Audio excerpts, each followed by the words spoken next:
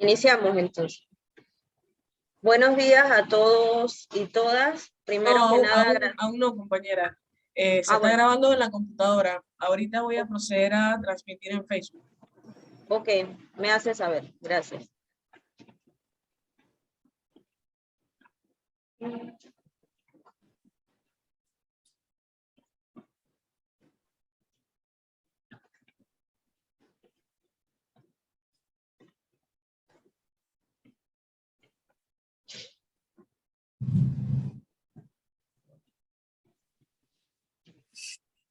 Ahora sí.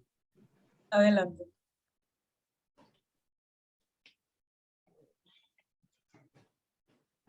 Buenos días a todos y todas. Le damos la más cordial bienvenida a la presentación del libro Testimonios LGBTIQ+ de Panamá, de la autoría del doctor Juan Ríos Vega. Le saludamos y le agradecemos su asistencia esta mañana de parte del decano de la facultad, el doctor Olmedo García, y del director del Centro de Investigaciones de la Facultad de Humanidades, el doctor Olmedo Belushi. Para el Centro de Investigaciones de la Facultad de Humanidades, esta temática es importante e incluso se han dado conversaciones con el doctor Río Vega para la creación de un grupo de estudios sobre este tema. El doctor Ríos Vega, bueno, antes que nada, debo señalar que voy a leer una hoja de vida resumida del doctor Ríos y también del doctor Luis Pulido Ritter. Seguidamente le vamos a dar la palabra al doctor Luis Pulido Ritter para que dé inicio ya formalmente con la presentación del libro. El doctor Ríos Vega es profesor asistente de Berkeley University, Departamento of Teacher Education, donde imparte el curso de pregrado en el área de inglés como segundo idioma, ESL. Antes de mudarse a Illinois, el doctor Ríos Vega trabajó en Carolina del Norte en secundaria, preparatoria y universidad como instructor de ESL durante más de 16 años. Obtuvo un BA en Inglés y Educación de la Universidad de Panamá. También cuenta con una maestría en Currículo y Enseñanza con énfasis en ESL por la Universidad de Carolina del Norte, así como también cuenta con un certificado de estudios de género y mujer de la Universidad de Carolina del Norte también. Y también cuenta con un PhD Philosophy en estudios educativos y concentración en estudios culturales por la Universidad de Carolina del Norte. Como ya les mencionamos, la presentación está a cargo del profesor Luis Pulido Ritter. El doctor Ritter es un académico, ensayista, novelista, periodista cultural y poeta panameño que vive entre Berlín y Panamá. Es profesor extraordinario de la Universidad de Panamá e investigador en el Instituto de Estudios Nacionales IDEM de nuestra universidad. Y sus temas giran en torno a la filosofía, la literatura, el arte, la historia cultural e intelectual de Panamá y el mundo del Atlántico. Ha sido galardonado 3 veces con el premio Ricardo Miró a ensayos en la República de Panamá. Sus textos han aparecido en importantes antologías literarias y académicas en Europa, el Caribe, Estados Unidos y América Latina. Sin más, le damos la palabra al doctor Luis Pulido Ritter. Muy bien, muchas gracias, Johanna, y quiero aquí felicitar al CIFU y al doctor Olmedo Belushi por haber acuerpado esta iniciativa y la presentación de este libro, Testimonios LGBTIQ+, del doctor Juan Ríos Vega. Y es realmente un gusto, un honor, todo un acontecimiento que estés con nosotros aquí en la Universidad de Panamá en el 2022, ¿verdad? Porque aparte de poder presentarte y conversar contigo hoy, tengo el honor, tú me diste a mí el honor de poder escribir el prólogo de este libro. Un prólogo que escribí estando en Alemania, que cuando el doctor Juan Ríos Vega me dijo que lo escribiera, no lo dudé, pero ni un minuto, por la importancia del trabajo que estás realizando, Juan, y la seriedad con que lo emprendes. Y con toda sinceridad es el honor que me diste a mí, de poder escribir ese prólogo en este libro tan hermoso, tan fabuloso, tan interesante, porque planteas una serie de testimonios de la comunidad LGTBIQ+, que es necesario que se conozca en este país. En ese sentido, Juan, me gustaría comenzar preguntándote, en tu carrera académica, ¿cómo entra esta problemática de la comunidad LGTBI? ¿Cómo entra? ¿Cómo se articula en tu trayectoria académica? Bueno, primero que todo, muchísimas gracias por crear este espacio en nuestra primera casa de estudio, que para mí, como panameño, que también soy egresado de este centro de estudios, para mí esto es un precedente que sea nuestra casa de estudio donde salgan estos saberes, ¿no? Y donde se me haga el espacio para compartir estos saberes. Yo, desde hace mucho tiempo, yo tengo 22 años de vivir en Estados Unidos, pero siempre viajo, tú sabes, soy un transnacional, viajo Panamá, Estados Unidos, Panamá, y durante mis viajes a Panamá, lógicamente, me conectaba con mis amigos acá en Panamá, que muchos de ellos pertenecen a la comunidad LGBTQ+, y yo siempre me iba a Estados Unidos con mucho dolor a veces de escuchar las historias, de ver que las cosas no cambiaban, aunque en la superficie pareciera que sí, en el fondo, cuando uno hace un análisis crítico de los diferentes tipos de opresión que sufren nuestras comunidades marginadas, como el grupo LGBTQ+, yo lo usaba como escribía. Yo me acuerdo que en el avión yo escribía cosas de lo que yo veía, reflexionaba, y me tomó un tiempo, tengo que decirlo, conectar mis propios testimonios con lo académico, porque al principio yo pensaba que, bueno, estoy escribiendo por escribir,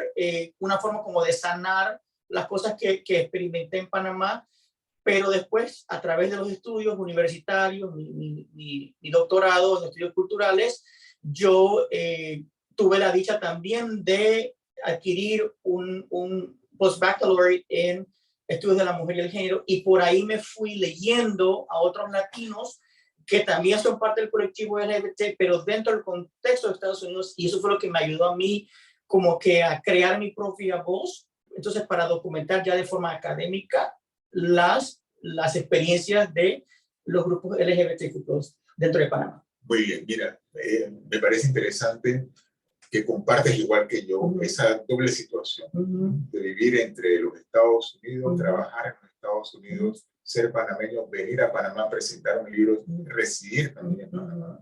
Vives conozco esa dualidad y conoces ambas realidades también, cosa que a veces te permite también tener un paisaje quizás más amplio. Y digo quizás porque una cosa no es garantía de lo otro, ¿verdad? Y en el caso tuyo, me gustaría que hicieras una comparación. Sí. ¿Cómo tú ves la situación aquí en Panamá con respecto a los Estados Unidos?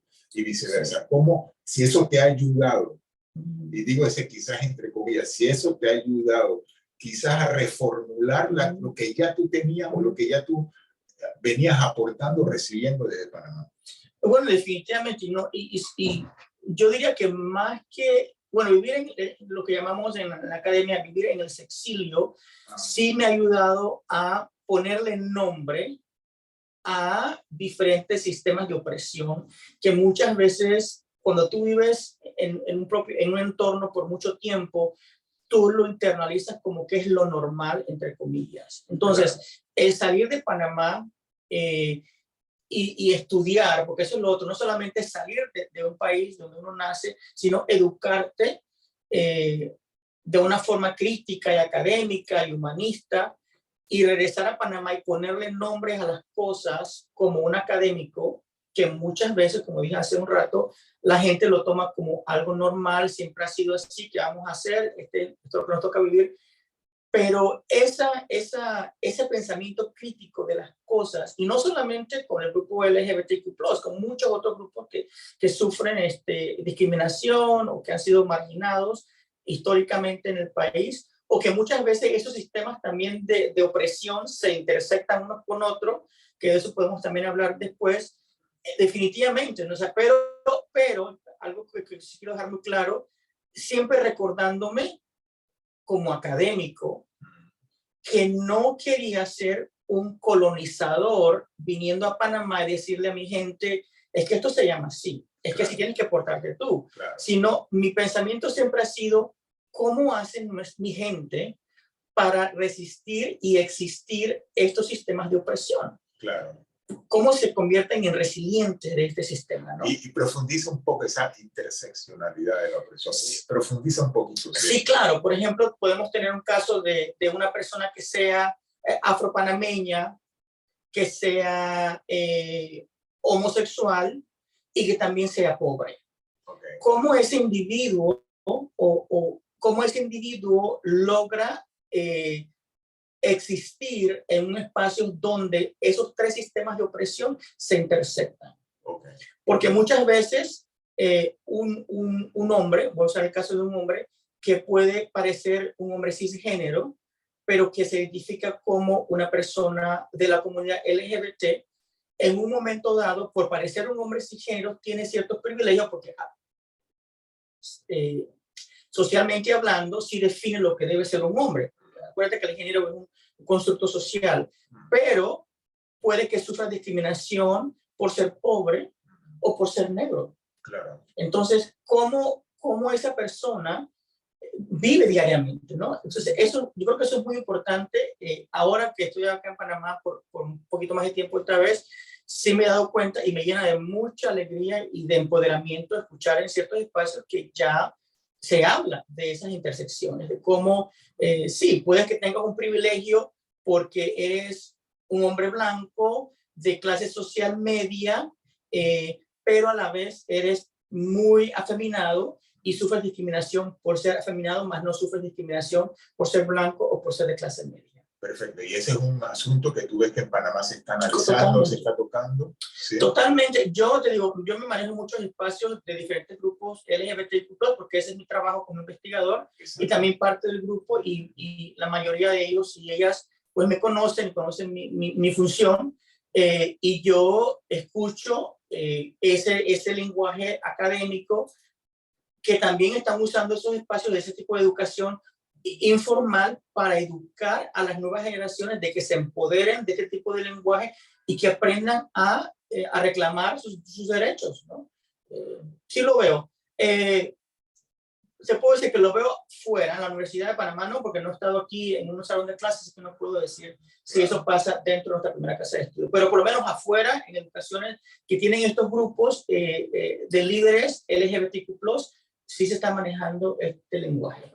Perfecto. Una pregunta, ¿cómo ven los jóvenes en Panamá? Mira, la verdad, los jóvenes siempre han sido frontales. Sí.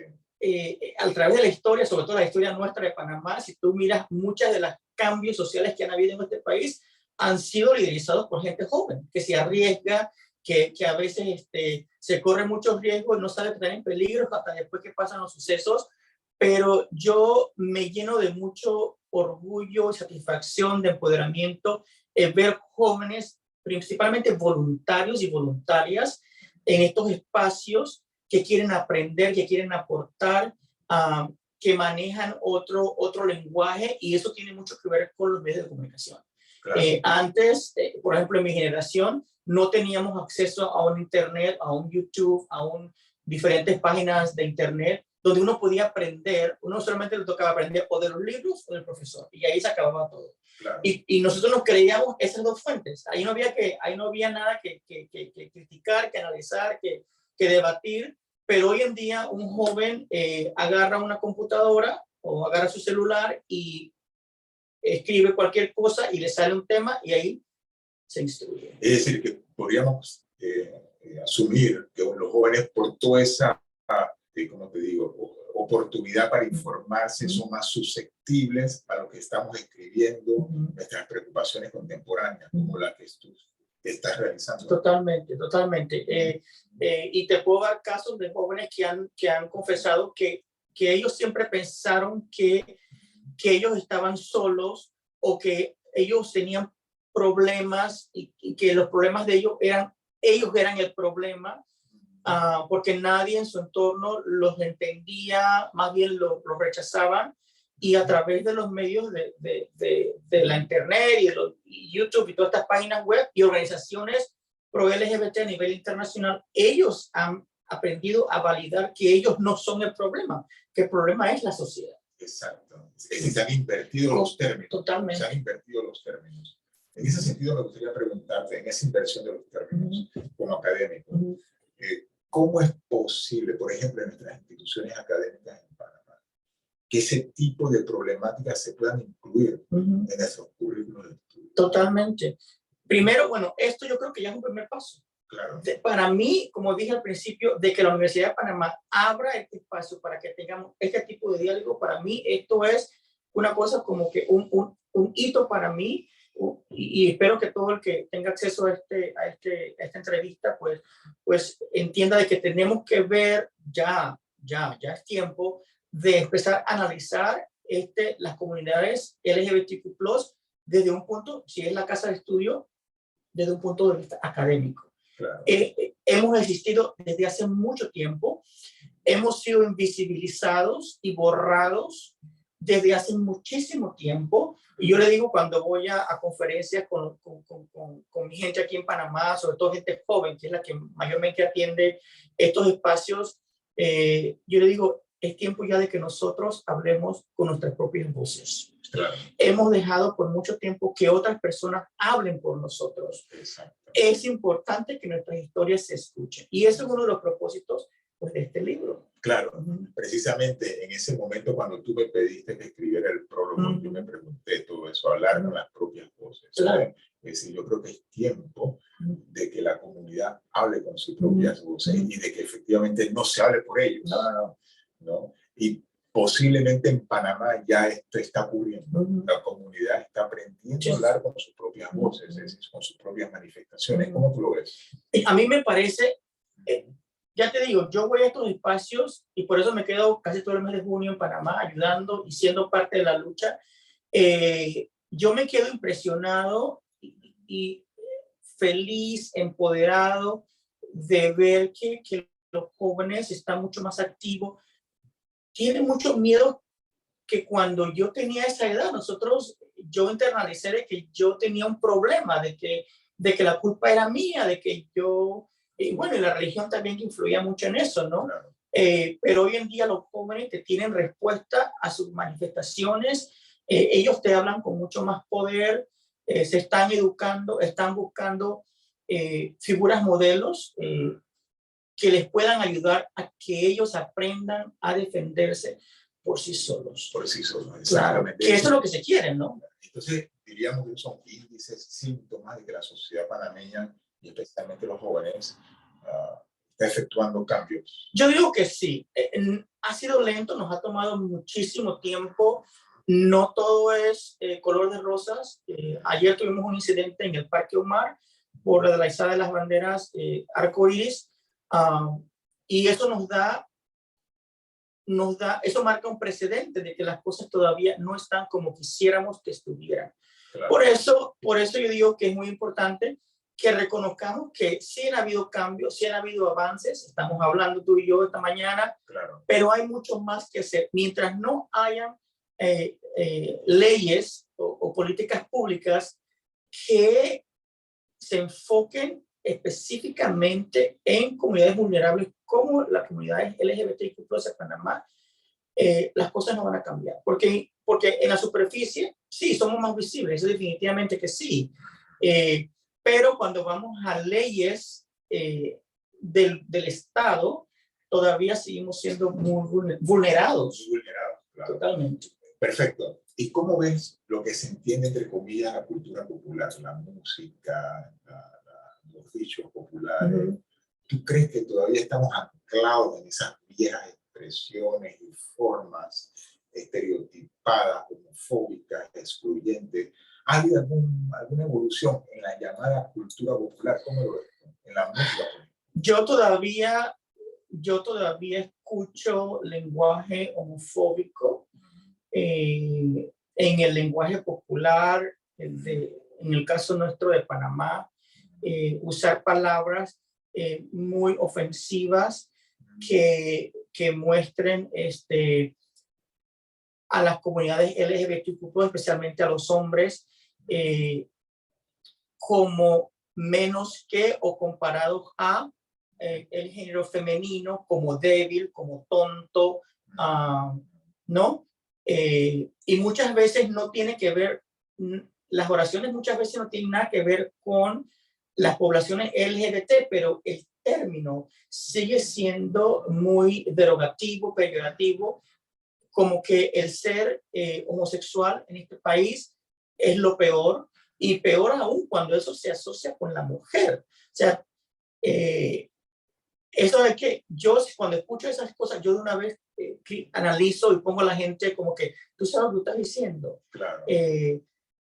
Y lo hacemos en Estados Unidos cuando los chicos dicen, por ejemplo, en inglés dicen, that's too gay. Y yo le digo, bueno, eso hay que pararlo y preguntar, ¿qué tú quieres decir con eso? Claro. ¿Eso qué significa?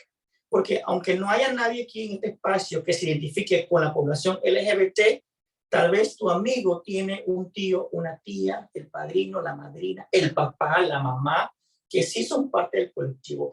Ese tipo de análisis crítico y de poner el pie, como decimos en inglés, en el suelo y llamar la atención a la persona, tú sabes lo que estás diciendo. Claro. Eso ayudaría mucho.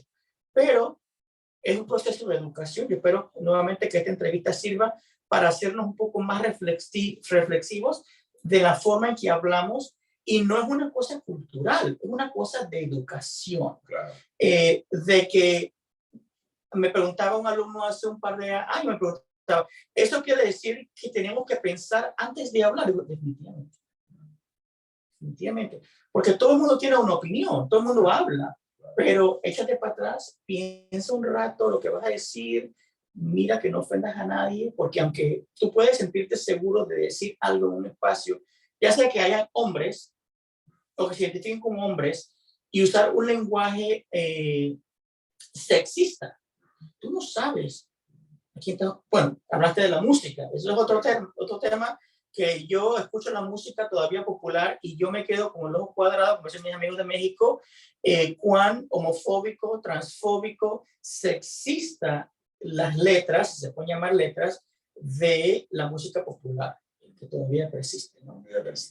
Totalmente, es una cosa que sobre todo me ha tocado escuchar letras donde totalmente denigran a la figura de la mujer. Entonces yo dije, pero y lo tomamos como si fuera normal, nos llevamos más por el ritmo de la canción que por las letras, pero las letras son súper ofensivas. Y bueno, es una cosa de seguir enseñando y de, ya te digo, poner un alto cuando escuchas ese lenguaje y como que sacar a la gente de su forma de confort y hacerla cuestionarse, tú sabes lo que tú estás diciendo. Exacto, exacto. No, ese es un punto importante, cómo estamos evolucionando o no evolucionando en la cultura popular.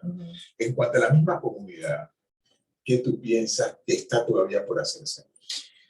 Necesitamos seguir platicando, seguir creando espacios, aunque yo siento que cada uno está haciendo su granito desde sus diferentes esquinas. Lo que sí tenemos que hacer, y ya voy a hablar como una persona que sigue mucho la pedagogía del oprimido de Freire, que nosotros tenemos que unirnos mucho más para hacer más fuerza. Cuando los grupos oprimidos se apartan, eso favorece al opresor. En cualquier grupo que sufra opresión. Nosotros tenemos que estar mucho más unidos por esta causa para hacer mucho más presión, para ser mucho más visibles. Esto nos hace falta, pero yo siento como académico que también eso es un reflejo de la sociedad, ¿no? la idiosincrasia nuestra no escapa a estos grupos que están luchando, o que estamos luchando, me incluyo, por nuestros derechos. Perfecto. Sí, en este sentido, este libro Testimonio, o Testimonios, perdón, en plural, LGBTIQ+, es una interesante muestra de las dificultades del ser humano. Y hablemos del ser humano. El ser humano de vivir en una sociedad patriarcal, machista, excluyente, homofóbica. Y aquí son testimonios de sobrevivencia, son testimonios de resiliencia. Y al leer yo este libro, debo decir, uno de los pocos libros en los cuales he obtenido tanta información tan interesante de mi país, me llamó algo la atención, que yo le escribo en el prólogo, que nosotros muchos años luchamos por la liberación de Panamá y el colonialismo. Pero por favor, ¿cuándo nos vamos a liberar de las taras del patriarcado, del machismo, de la homofobia, de la exclusión? Yo creo que esa es una tarea pendiente en este país. Quedé con ese sabor a boca, quedé con esa última reflexión, ¿no? esa contradicción. Por un lado libertad, pero por otro lado opresión y exclusión al interno del país. Y expresado en los seres humanos que, entre comillas, son diferentes a los normales, ¿verdad? O a lo que se consideran normales. Y cuestionamos qué es ser normal, ¿no? Y cuestionamos qué es ser normal. Yo totalmente de acuerdo, y esa es una de las múltiples razones por las cuales yo hice este trabajo que tomó casi cerca de 4 años, y colectar todos estos testimonios y transcribirlos y editarlos, y bueno, ahora publicarlos, ¿no?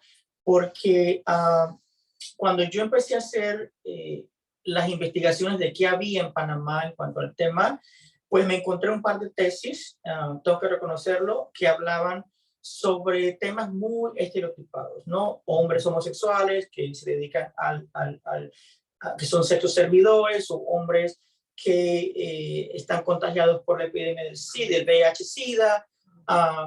Eran tesis, y bueno, Panamá, pues desafortunadamente no tenemos una trayectoria de que publica muchos estudios. Entonces, eran unas tesis que para mí no hablaban de lo que yo estaba buscando. Y yo visité lugares aquí en Panamá para ver si encontraba información, nada. Entonces, conectándome con otros colegas LGBTQ+ de Centroamérica, que es otra cosa que quiero compartir después, bueno, me sentí empoderado por este otro grupo y decidí entonces tomar este tipo de metodología de investigación, que son los testimonios que nacen en nuestra América Latina, que no vienen de un lente americano, anglosajón, blanco, sino que los testimonios nacen, bueno, con Rigoberta Menchú, Claro. y desde ahí, pues yo dije, la mejor forma de conectar con mi gente es publicar un libro donde donde ellos hablen con sus propias voces a través de sus propios testimonios.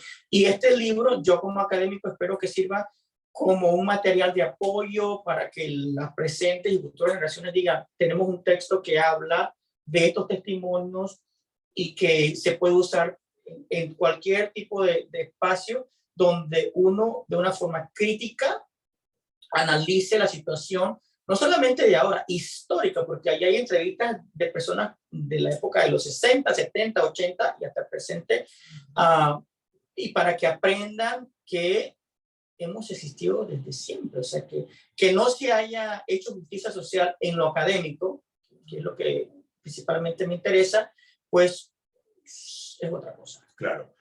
Antes de dar paso a los participantes para que le pregunten al doctor Juan Ríos Vega, sí me gustaría no terminar, pero sí por ahora mi participación con la siguiente pregunta.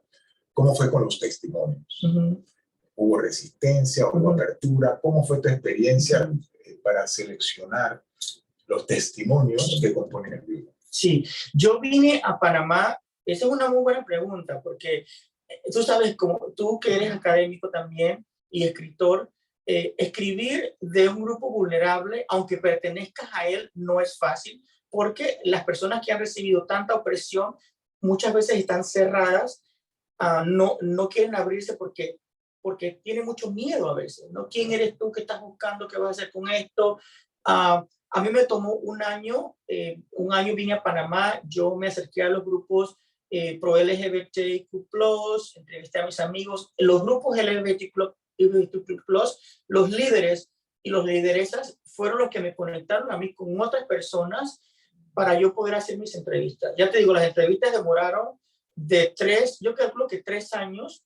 Yo entrevisté cerca de 50 personas de diferentes generaciones, pues es otra cosa que yo traté de identificar en el libro, que exista cierta cronología de estos cuerpos disidentes.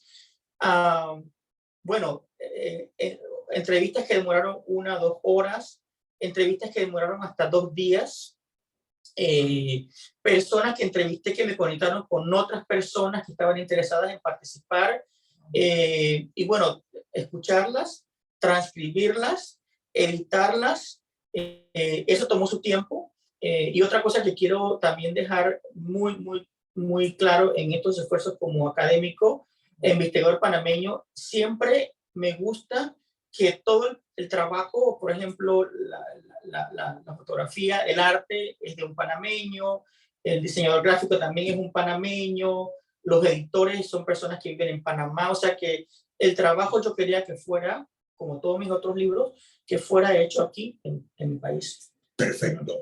Muchas gracias, Juan. Me gustaría abrir la participación a los oyentes que quieran con gusto preguntarle a nuestro invitado de hoy, Juan Ríos Vega, el doctor Juan Ríos Vega. Por favor.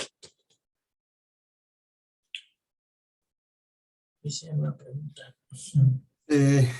Hola, Juan. Hola. ¿Qué tal?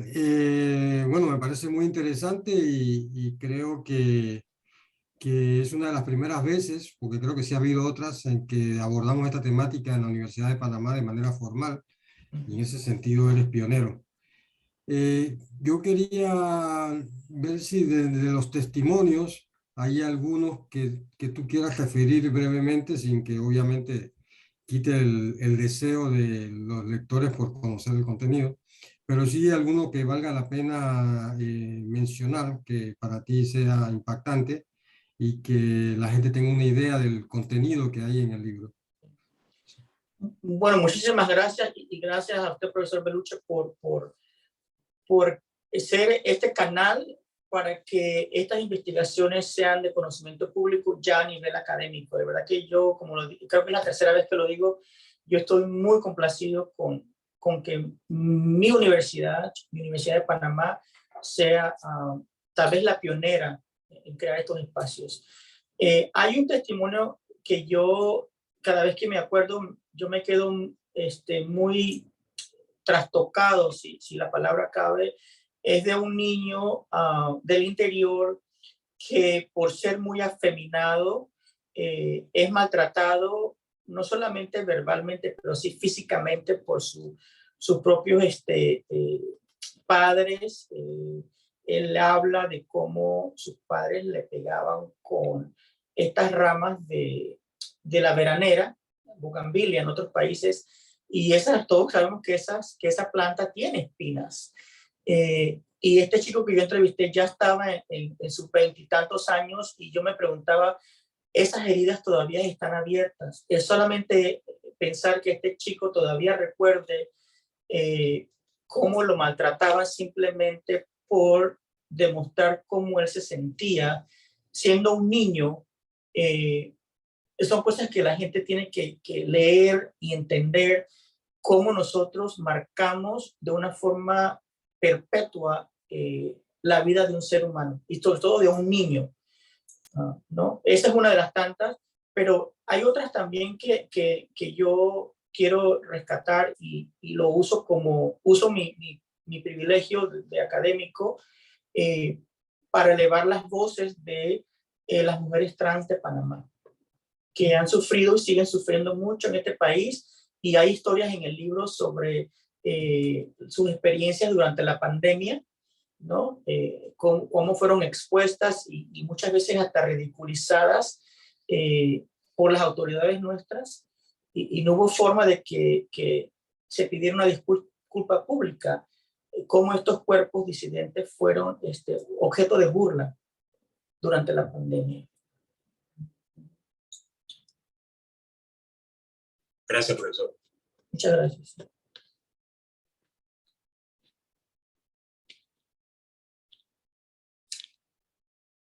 Bien, veo que hay una pregunta en el Facebook. No sé si Nash lo lee o...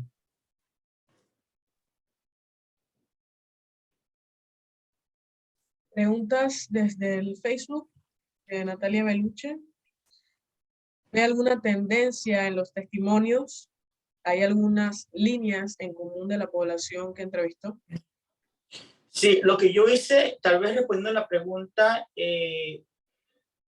yo dividí el libro como en secciones de una forma cronológica, porque yo trato de rescatar esa memoria de grupos LGBTQ+ del siglo pasado.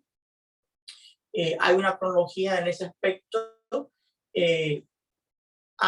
Y cuando hablo de cronología, por ejemplo, también hablo de que los capítulos están divididos por temas específicos. Por ejemplo, hablo de el abuso que sufren las mujeres trans por parte de la policía, por ejemplo, que yo sé que muchísima gente desconoce lo que pasa cuando estos cuerpos son arrestados y vulnerados, ¿no?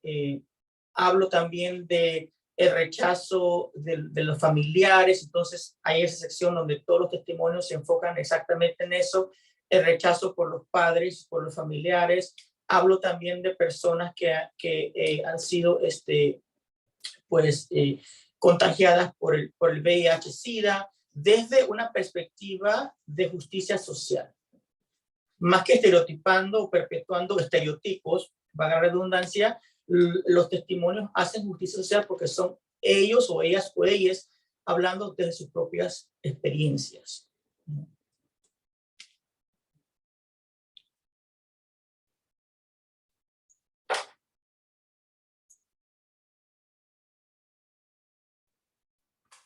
No sé si Susana, Melitón, Silvia quieren decir algo o hacer una pregunta.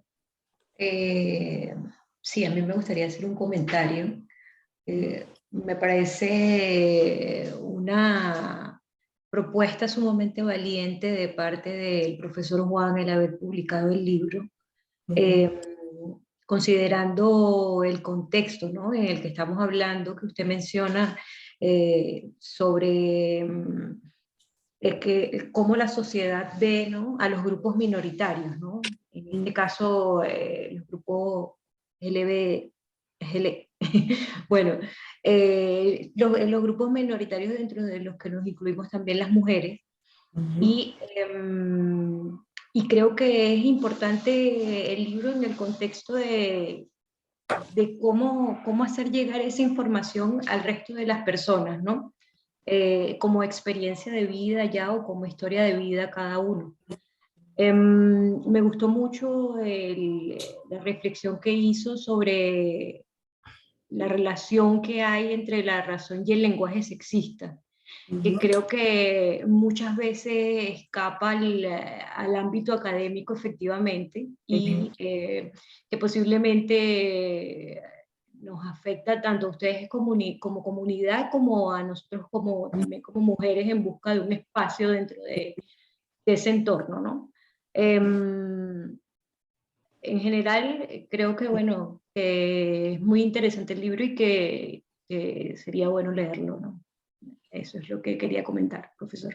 Gracias. Sí, muchísimas gracias, totalmente. Sí, nosotros tenemos, es que hay que ser más reflectivo en cuanto a nuestro propio idioma, ¿no? Nuestro propio lenguaje, cuán ofensivo puede ser, y hasta que no se haga un alto y tú cuestiones a la persona que lo está usando, mira, es que esto es ofensivo, vamos a escudriñar esto un poquito más, ¿qué tú quieres decir con esto?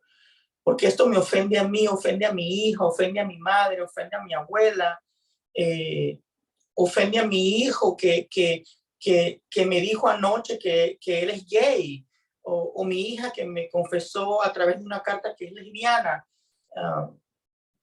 Nosotros debemos dejar de estar sintiéndonos culpables en cuanto a los adultos, de que hicimos algo mal. No hicimos nada mal. Nuestro rol es querer a los que están en nuestro entorno y apoyarlos y decirles todos los días que los queremos, ¿no? En vez de estar sintiéndonos víctimas de las situaciones o de estar culpando, estereotipando a las personas por simplemente querer ser ellos o ellas o querer ser libres, ¿no? Yo creo que eso es muy importante. Silvia. Bueno, si me permiten, bueno, soy Silvia Fernández y bueno, Juan, no he tenido la oportunidad de leer tu libro, este libro en particular, pero bueno, como trabajamos junto a otro libro, yo realmente deseo felicitarte por ese empeño, por esa capacidad de decir, esta es mi meta, allá voy, y trabajar sobre eso, ¿no? No un ratito, sino varios años estar en eso, hacer una muy buena investigación y lograr un producto como que salga a la luz como un libro, ¿no? Que puede ser abordado, leído, analizado, y eso es una enseñanza para todos nosotros. Ojalá podamos leerlo pronto, digamos, que esté en las librerías. ¿Ya está en las librerías? Sí, vamos a, buena pregunta. Silvia, muchísimas gracias por escucharme, muy emocionado. El libro lo estamos vendiendo a partir del 26 de este mes en la librería de Panamá Viejo. Y bueno, pueden contactarme también a mi Instagram, juan.rios.944. Tengo también unas copias en mi haber, pero la meta es que el libro se venda sobre todo en la librería de la Universidad de Panamá. Eso lo voy a platicar pronto, y van a haber muchos otros espacios, pero si no lo consiguen en la librería de Panamá Viejo, me pueden contactar a mí y yo les indico dónde pueden encontrarlo. Bien, pues felicidades. Gracias, Silvia.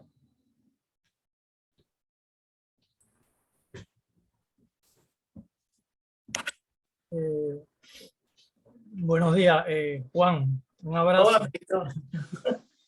Felicitaciones por tu nuevo libro. Tuve la oportunidad de leer El Niño Hada y uno de tus cuentos en otra antología que participaste, ¿no? Como nos compartiste en un taller que estuvimos juntos, ¿no? Que tiraste a la carga, a los hombros de esta misión, ¿no? Se puede decir misión de vida, de hablar por esas voces que callan y que no tienen estos espacios para poder defenderse, ¿no? Te felicito por ello y espero que esto sirva, ¿no?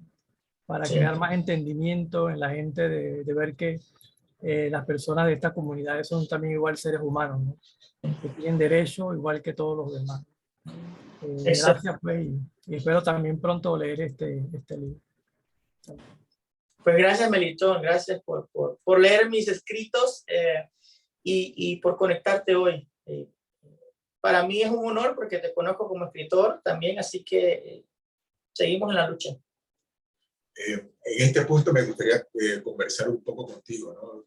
Me gustaría quedarme en la palabra minorías, ¿no? Yo creo que cuando yo escucho cómo la sociedad nos minoriza, nos quieren ¿no? A tratar como minorías, allá yo comprendo muy bien el término y en función de qué se utiliza, pero estamos tratando con seres humanos, con derechos fundamentales de los seres humanos, que va más allá del discurso de las minorías, ¿no? Yo creo que me gustaría quizás que tú puedas en ese sentido, que es muy sensible, hacer alguna observación. Sí, mira que casualmente el fin de semana que hice otra presentación del libro en otro espacio, salió la palabra minorías. Entonces yo dije a la chica que me estaba entrevistando, le dije, mira, no quiero ser colonizadora con el término minoría, pero en los Estados Unidos, en la academia, nosotros lo que investigamos estudios culturales, que hacemos estudios culturales, escritos de estudios culturales y de género, no estamos muy contentos con el término minoría, porque eso te hace menos que. Minoría significa menos. Entonces, ella se quedó así como, oh, no sabía, digo, sí, pero digo, esto es en Estados Unidos, ahora no sé en Panamá cómo se maneja el término, pero igual, yo me da a veces escalofríos escuchar minorías porque no somos menos que nadie. Es más, en Estados Unidos, hoy en día, usa referencia a Estados Unidos porque allá es donde vivo, cuando hablamos de grupos no blancos, ya no usamos el término minoría porque estadísticamente hablando no somos minorías. Entonces, yo lo quiero hacer y me gusta que hiciste la pregunta con el término minoría en Panamá porque eso te hace menos que. Y los grupos vulnerados, y mira que estoy usando vulnerados y no vulnerables, vulnerados por la sociedad en general, han existido desde siempre y yo te aseguro que no son la minoría. Claro. Digo, y esto yo lo pregunto porque la preocupación fundamental con la cual tenemos que trabajar como investigadores, como académicos, es el trabajo permanente sobre el lenguaje. Y ya no es fácil, o no es tan evidente escribir como lo escribíamos hace 20 años, o ya no es fácil hablar como hablábamos hace 20, 25 años, 15 años. Creo que hoy día el trabajo sobre el lenguaje, que es la manera en que cómo construimos el mundo, se hace necesario. Claro que sí. Hoy más que nunca. Claro que sí. Y me imagino que con tus estudiantes, con tus oyentes, estás permanentemente en ese proceso de formación y educación, que no es colonizar, sino en hacer despertar, en hacer despertar, ¿no? En el lenguaje que nos estamos manejando. Sí, y es que es interesante que me haces la pregunta porque ahora que estoy acá en Panamá y estoy en diferentes espacios y con diferentes generaciones, sobre todo generaciones mucho más jóvenes, yo hago preguntas del lenguaje. Claro. Bueno, no voy a dar ejemplos de palabras, pero yo pregunto, ¿eso significa lo mismo? Y ellos me dicen, pues ya ese término no se usa mucho, ahora usamos este término. Digo, pero significa lo mismo. Una palabra que escucho mucho ahora es como tripear. Y yo digo, pero ¿eso qué significa de tripear? ¿Qué significa eso? Entonces, bueno, me dijeron qué definición tiene la palabra tripear y digo, pues eso nunca yo lo escuché. Y cosas así de lenguaje que se usa, porque bueno, el lenguaje evoluciona, pues tiene inflexiones de otros idiomas, los medios de comunicación igual, pero como académico, volviendo al punto tuyo, sí abro mis orejas y absorbo y tomo apuntes y sigo investigando. No, el libro ya se publicó, pero yo sigo investigando, sigo escuchando. En esta vuelta he entrevistado a 3 mujeres trans. Una tiene 60 y pico de años, otra tiene 30 y pico de años y me hablaron de sus testimonios. Y yo me he quedado, pero mucho más empoderado y con muchas más ganas de escribir que antes. Porque hay una razón. Y estas personas que he entrevistado están súper emocionadas con este libro, porque ellas me decían cuando yo les entrevisté, Juan, por favor, eleva nuestras voces. Y yo eso lo he tomado ya de manera personal como una misión de vida. O sea, estos testimonios hay que publicarlos. Claro. La gente tiene que leerlo, la gente tiene que desaprender, porque es una palabra que me gusta usar mucho, desaprender. Si hablamos de educarnos, pues tenemos que desaprender muchas cosas. Claro. Que a veces tomamos como normal o cultural, y yo cuestiono esas cosas también. ¿Qué es normal y qué es cultural? Exacto. ¿Okay? Exacto. Bien, me gustaría saber si hay más preguntas de los oyentes y en caso tal de que no las haya, me gustaría cerrar aquí esta excelente entrevista con el doctor Juan Ríos Vega. ¿Alguna pregunta? Bueno, si no hay pregunta, yo sí quiero compartir algo a raíz de este acercamiento con la Universidad de Panamá y el Centro de Investigaciones de la Facultad de Humanidades, CIFU, ¿cómo se dice? CIFU.